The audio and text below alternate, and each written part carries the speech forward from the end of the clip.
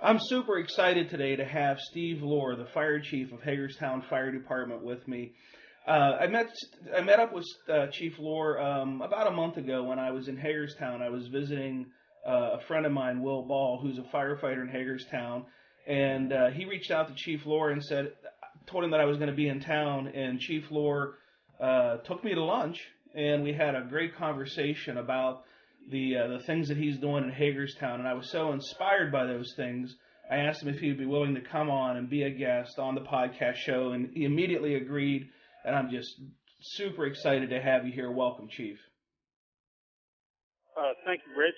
If you're excited, I'm honored to be a participant here where we can spread the good news of what's happening here in Hagerstown. Outstanding. Let's start by just give us some of your backstory about your history in the fire service. I mean, in your own right, you're very, very well known in the fire service, but there might be some listeners who don't know you or are new to the fire service. So kind of fill in the backstory. Well, coming out of high school, like many listeners probably, I was very active in the volunteer end of the business in Washington County, Maryland. Quickly, rose through the ranks and just loved what I was doing, whether it was going to fires, whether it was taking care of people in medical needs, etc. So that quickly led to what I would describe as a link between higher education and the fire service, which was very popular.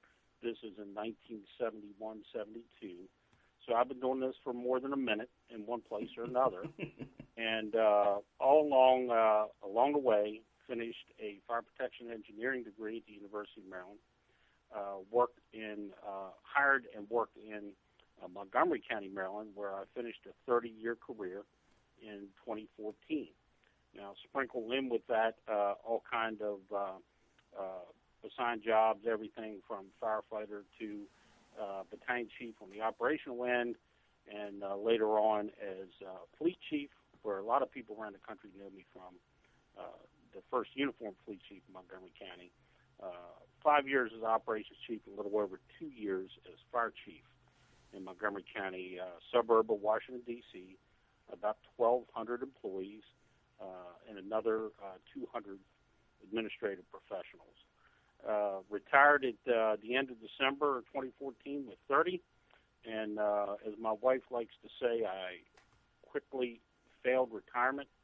An opportunity presented itself here in Hagerstown, my hometown where I live, a much smaller department, but I accepted the fire chief's position here in the end of June last year. So I'm just closing in a 10-month service here. And describe the demographics of Hagerstown: population, station, staffing, budget, those kind of things. Well, we spend about $7 million a year operationally here in Hagerstown, which is a 12 square mile municipality with 39,000, almost 40,000 residents. Much different than Montgomery County, which was 500 square miles, 37 stations, and a $218 million budget. So it's kind of the tale of two cities. Here in Hagerstown, we have 7 companies, 5 engines, 2 ladders, and a shift commander. And the grand extent of the administrative support here is the fire chief, a administrative manager, civilian, and collateral duties that are assigned out amongst the various members of staff here. So we have minimum 1 on-duty shift commander and 15 operational firefighters spread amongst 7 companies. Quite different than what I was used to. All right, 15 firefighters spread among 7 companies. Trying to do the math here. What's the staffing on each piece of apparatus? The minimum staffing on the 5 engines and 2 ladders, regrettably, is 2 persons. This is a long-standing legacy issue here in Hagerstown. In fact, until about a decade ago, it was driver only, with volunteer supplement responder from home. The volunteer system, like many places in the country, is struggling here. We have a handful of really competent, trained, certified, and practiced volunteers, but regrettably, that system is showing great signs of strain and can't be relied on around the clock. So we have to get better at what we do with what we have. What's that mean?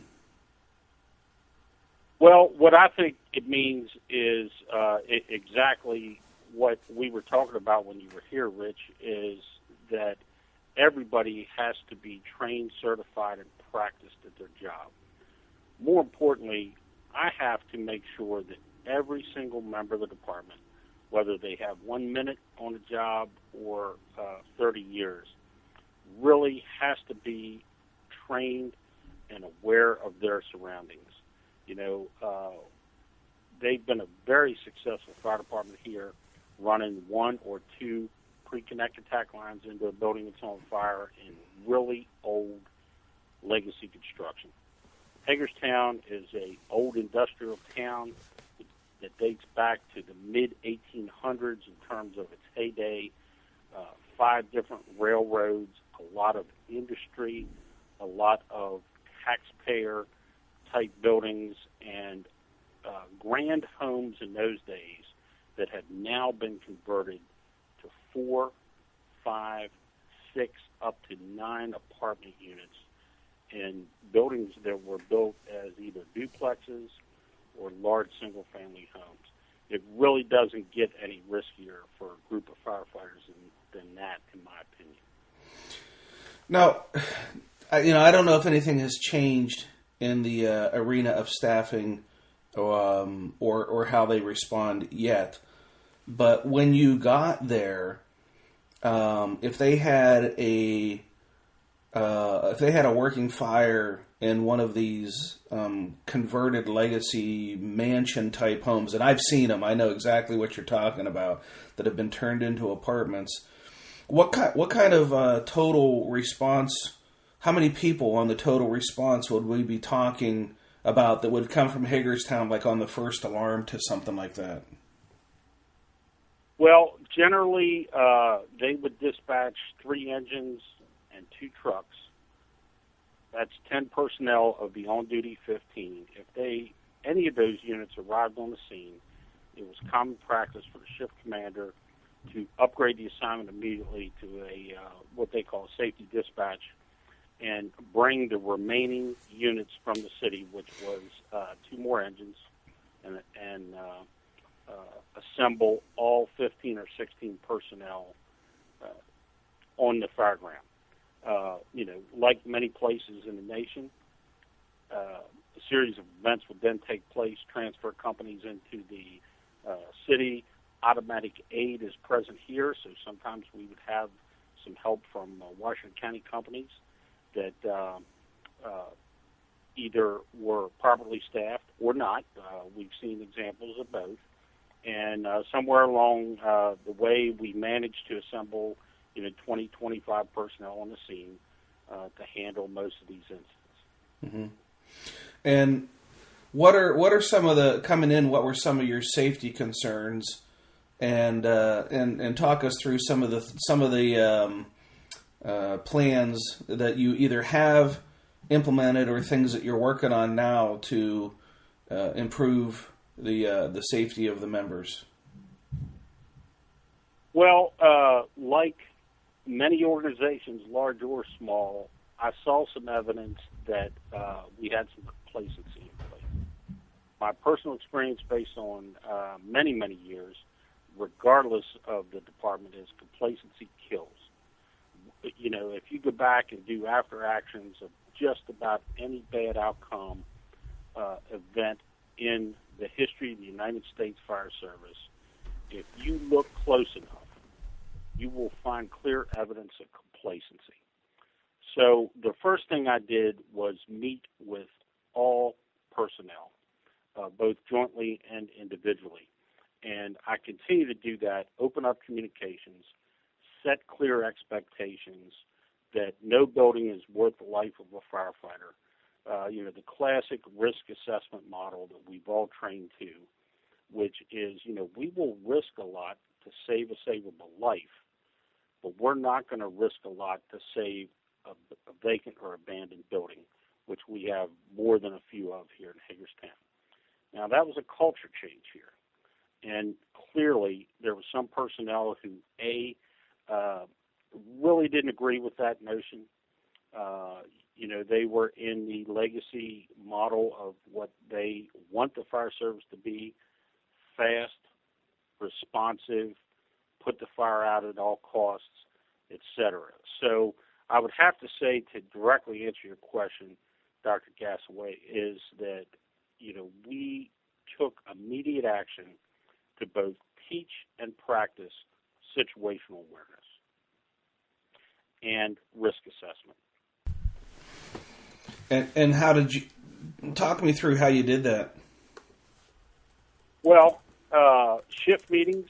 I initiated a biweekly command staff briefing where the 3 battalion chiefs that comprise the command staff and the 3 captains that work for them and the fire marshal, senior fire marshal, meets with the fire chief, and we talk through problems.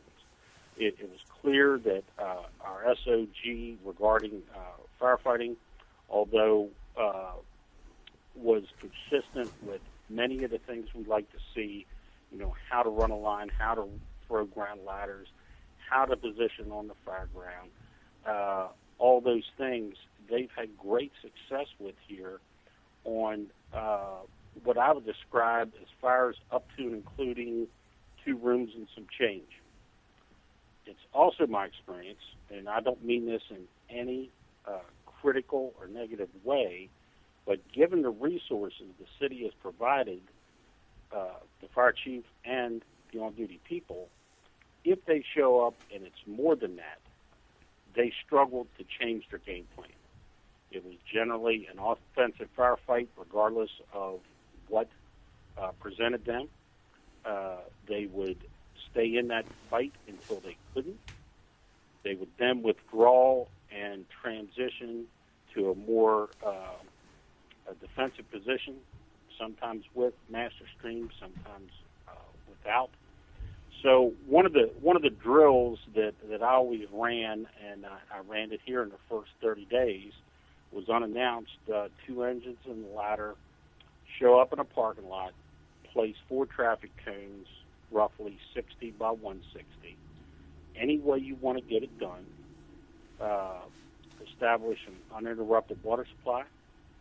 Provide flow to the elevated stream at maximum elevation, and paint that area of 60 by 160 with water, and include either moving or knocking down the 4 corner cones.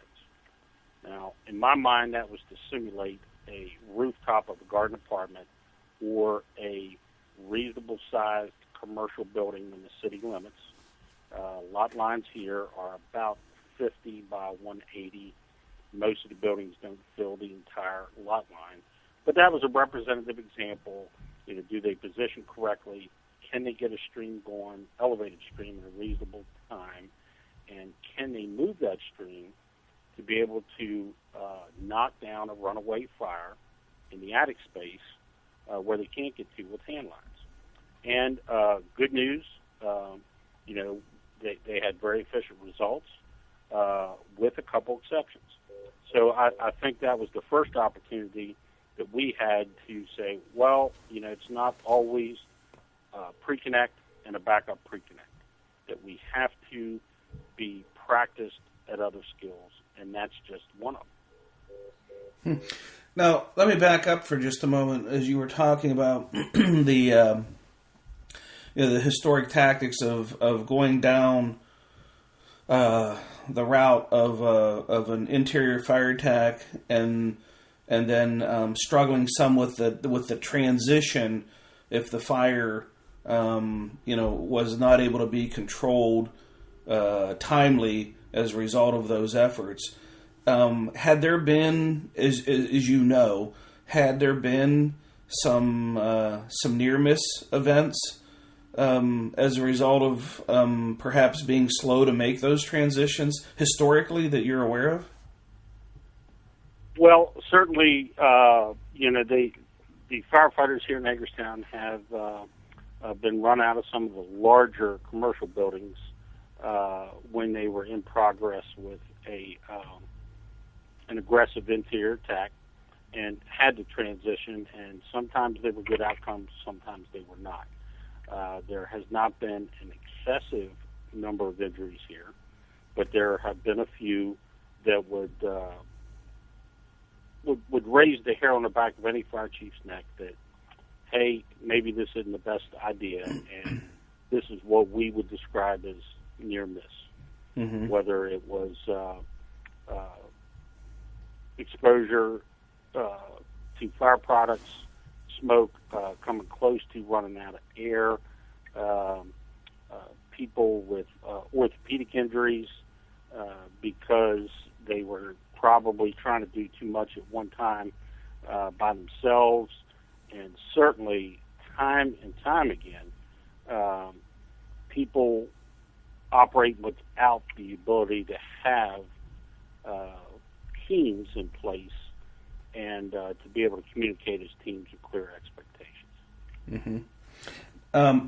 Now, you had said earlier about an effort to bring about a cultural change in the department, and my experience of trying to change the culture in two organizations that I had the pleasure to give leadership to took me a long time, like 7 years, to make the turn where I thought, we now have a culture that is more in alignment with what I, aspired it to become.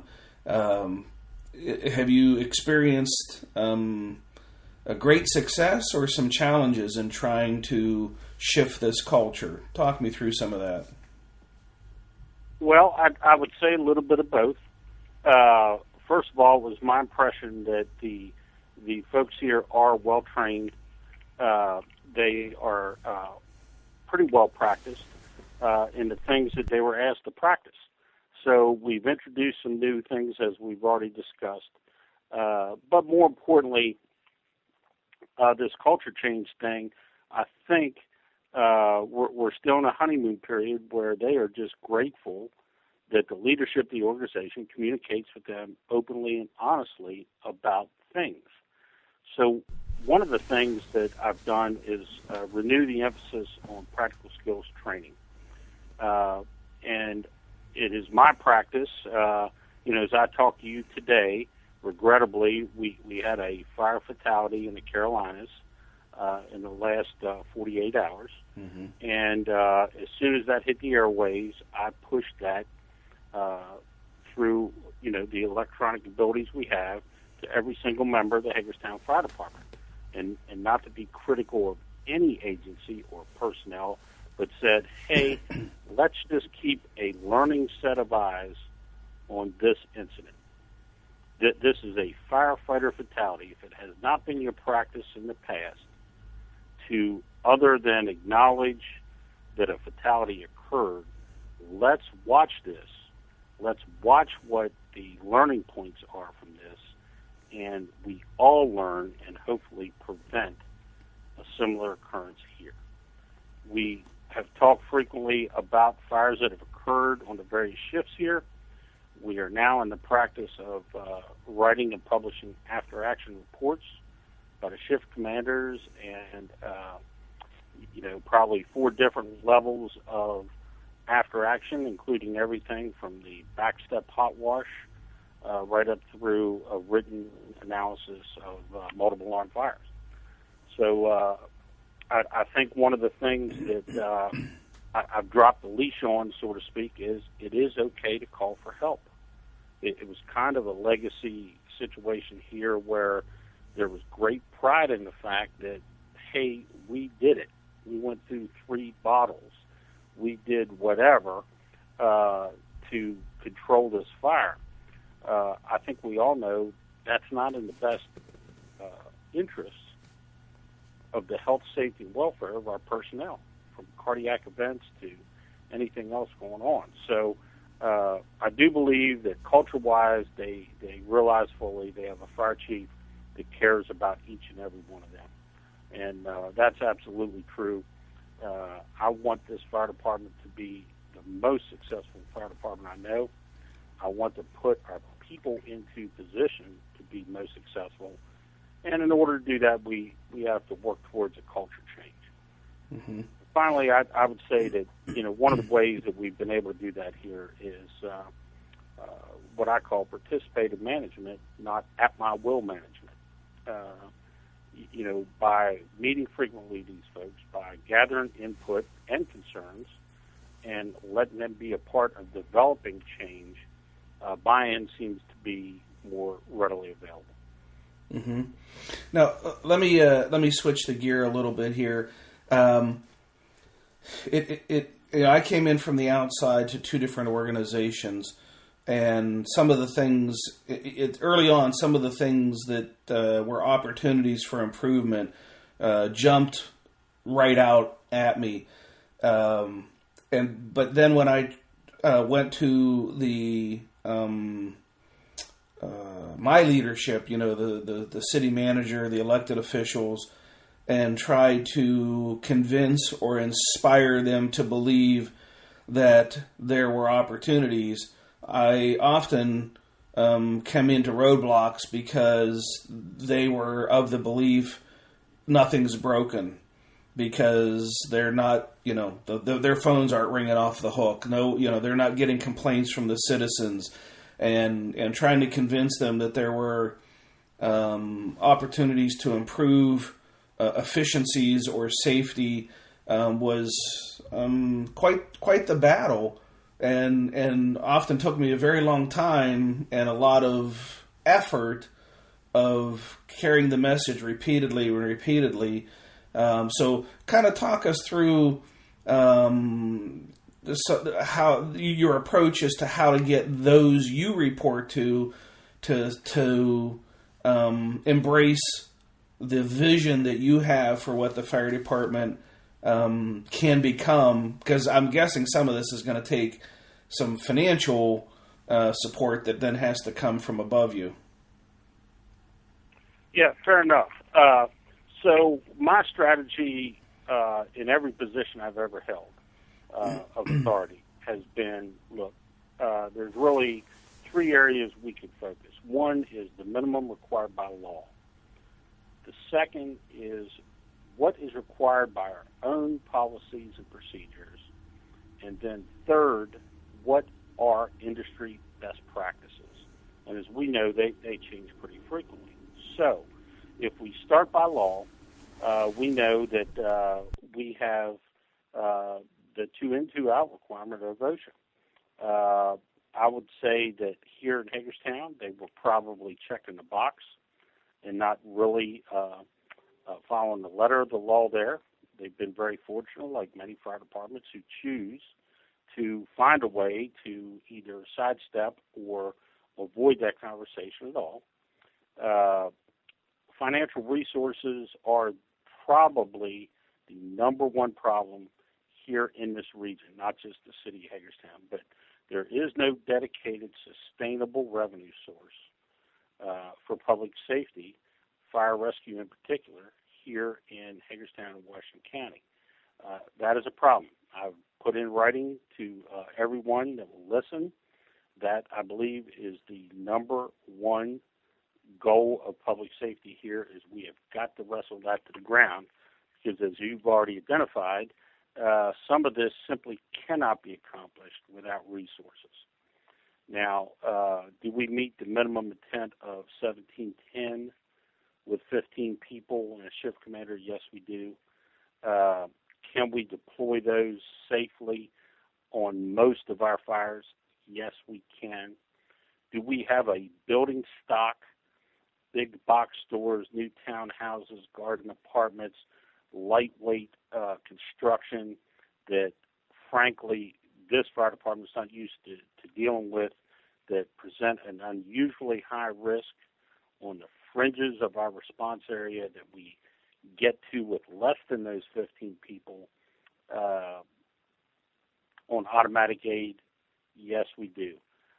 So part of my goal is to educate the political leadership here about all those things. And as you already correctly identified, it takes a little bit of time. I've had the opportunity to submit my first capital improvements budget, which is grossly different than previous capital improvements budgets here in Hagerstown.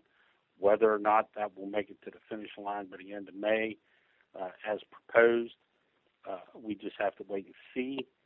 And then because the leadership here issued direction to submit a balanced operating budget, we are a maintenance and services level on the operations side here, which is basically people and stuff. So year one is without any improvements there. I think we will have to tackle the sustainable revenue problem before we can tackle some of the larger problems. That doesn't mean there aren't efficiencies to be had. That doesn't mean we can't change industry best practices and adopt everything we can to be safe and high-performing, even beyond where we are today. What does sustainable revenue source look like? What is that? Well, so two things. One, that rather than just being a drain on the operating budget of Hagerstown City's budget and Washington County, we have to have something dedicated to public safety. Now, that can come in many, many forms. It can be EMS transport fees. It can be tax base.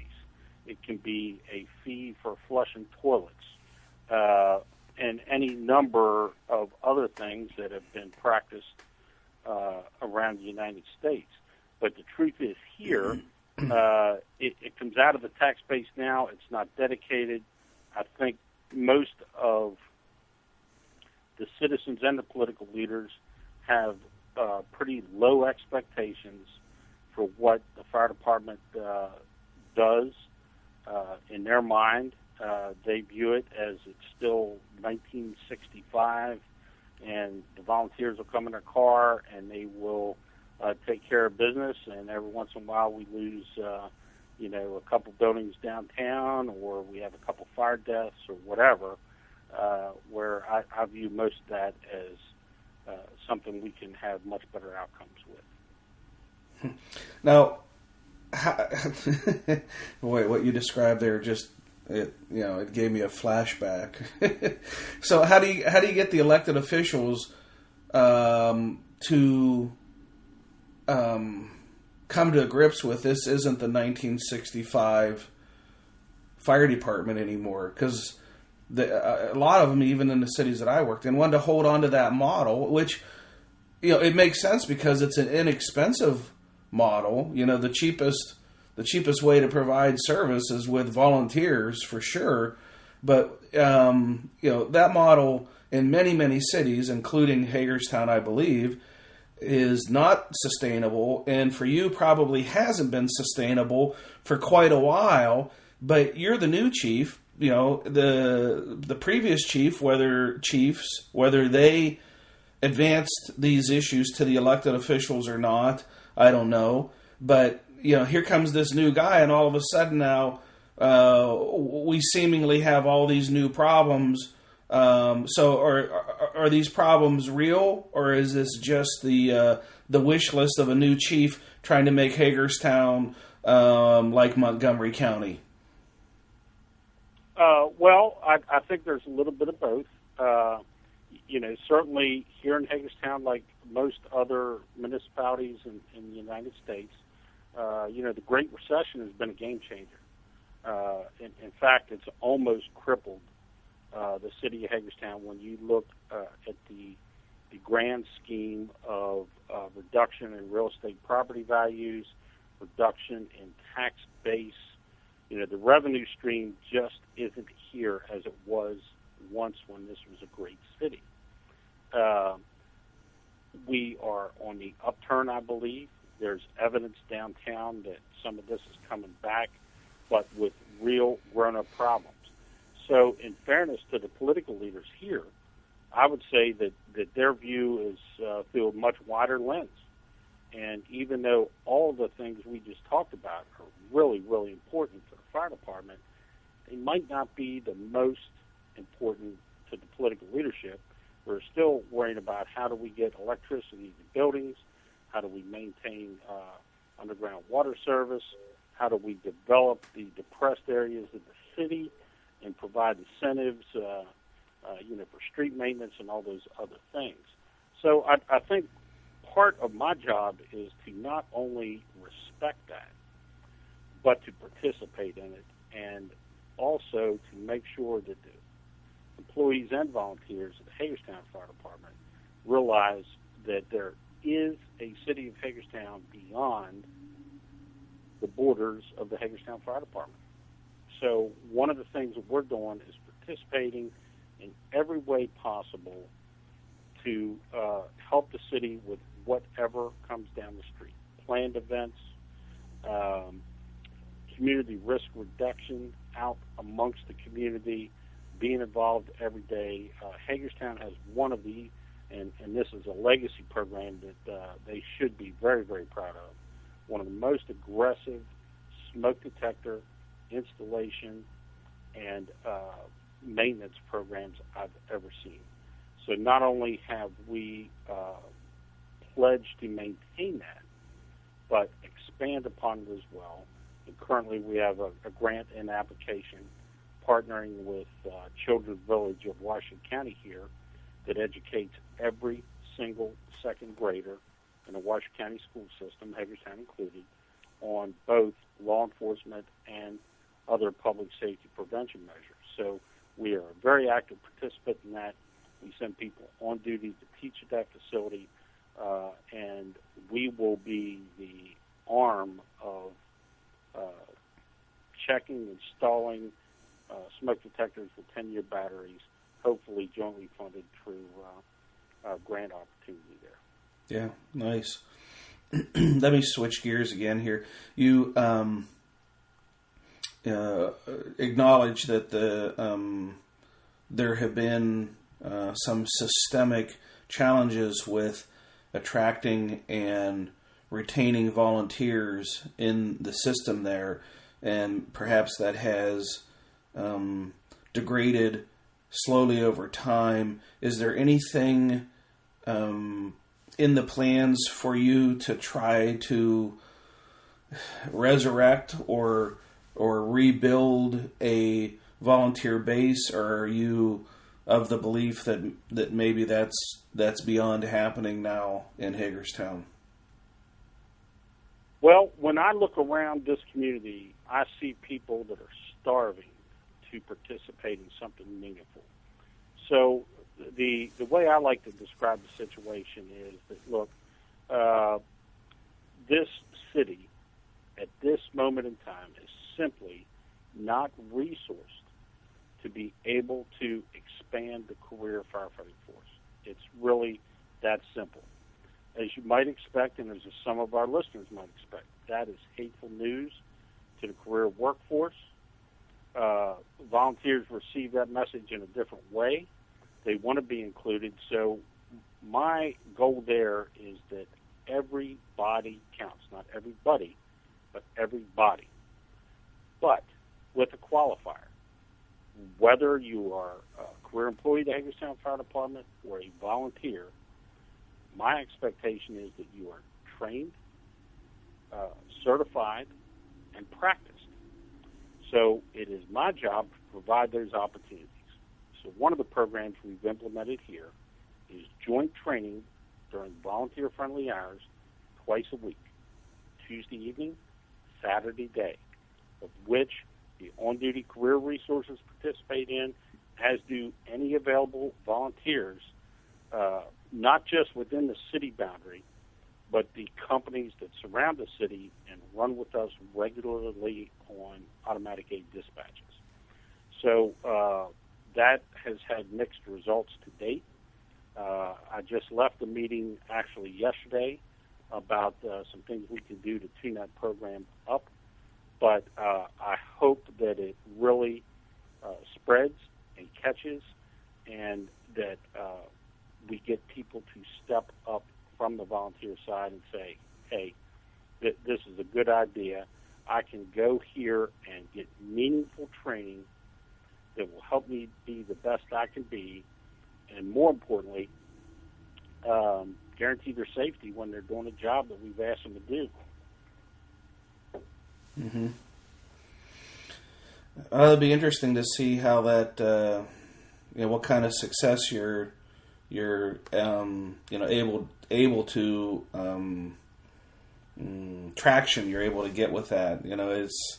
It seems harder and harder to maybe not to attract people to want to volunteer, but to sustain them once they realize how big of a commitment it is, how much training is required, and how much time they have to give to serving. This is, as you know and as I know, this isn't like volunteering at the church. Come in once a week and make up a food basket. This is serious work, and I'm sure that many people that come in in the volunteer ranks don't quite have a grasp as to what it's going to take to get the training and then to sustain themselves with that with that level of commitment. Well, absolutely. So, I just go back based on my own experience. I volunteered in a number of different places. Actually, it was those qualifications that allowed me to go to college, live in a fire station close to the college, and participate in ways that otherwise I would not have been able to afford to do because of life circumstances. So if we can provide future opportunities to young volunteers, I think that's tremendous. They do provide great value to not only this community, but any community where if they're trained and certified and practiced, they do exceptional work. We have more than a handful here that have done that for many, many years, but I'm not seeing the sustainability that we once had. Now, on top of that is the expectations of the industry, not just the Hagerstown Fire Department, are much higher than ever. Here in Washington County, a 30-hour program before you can ride a fire truck. Couple that with Firefighter 1, Firefighter 2, EMT, hazmat ops, AED, CPR, bloodborne pathogens. You get down that list, then maintain those certifications. I would say it's harder than ever to be a competent volunteer in any system. And I give them full credit. I don't know how they squeeze those hours out. So one of my strategies is to, and I meet with the volunteer leadership as well every single month, how can I provide the best opportunities to get that done for the volunteers in the city of Hagerstown to make it the least stressful, the least impactful, and still make sure that we just don't look the other way and say, well, it's okay that you don't have this or that, that you are equal and you can participate. Very, very difficult. If you sit down with a pen and paper and add up all of the requirements of the industry right now for a volunteer, it's almost insurmountable.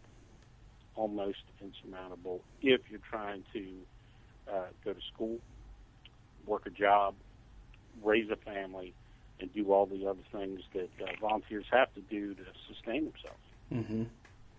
Yeah, for sure. All right, let me change gears one more time here for you. I got so many things I want to talk with you about. That it's just my mind is just spinning with the opportunities. You finished a full career with Montgomery County, and now you've come into Hagerstown after finishing a full career. And I'm pretty sure from my conversation with you that you're not looking to complete another full career in Hagerstown, but to stay there long enough to feel as though you have made an impact and helped the department become better. So the question is, have you even yet had the opportunity, maybe you haven't, but have you even yet had the opportunity to consider a succession plan for yourself as to, when you script your exit from there, that you'll have internal people ready to step up and take the reins and carry on what you have started? Well, certainly I wouldn't be doing my job, Rich, if I wasn't looking over the next mountain. And that's the next mountain for me, both personally and professionally. I'm 61 years old. So fortunately, I have reasonably good health. My mind still works as it should, I think. And as long as those two things exist and there's no other crises in my life, I'm having a great time here with great people. They want to be the best they can be. And we have almost an unlimited pool of talent here in Hagerstown that regrettably have not always been provided opportunities.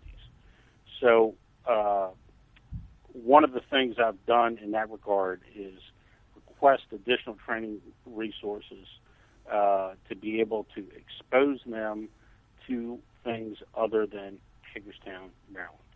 And that was something we took for granted in Montgomery County.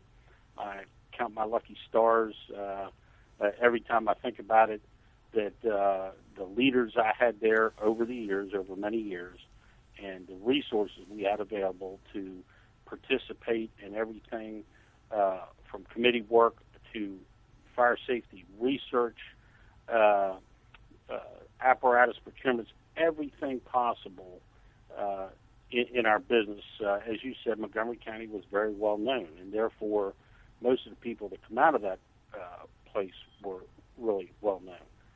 So I want to provide those opportunities to the up-and-comers here, of which there's many.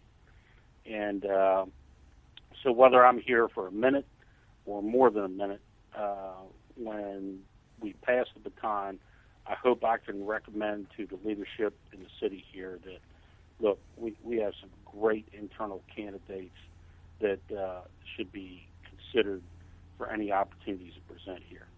Regrettably, they have been, as a result of the Great Recession, kind of, knocked off their pins. Lost a deputy chief's position. They lost 3 firefighter positions. They lost a community risk reduction position and a training captain position. So if you add all those up, compared to 2008, they are minus 6 positions with no end in sight of reestablishing any of those.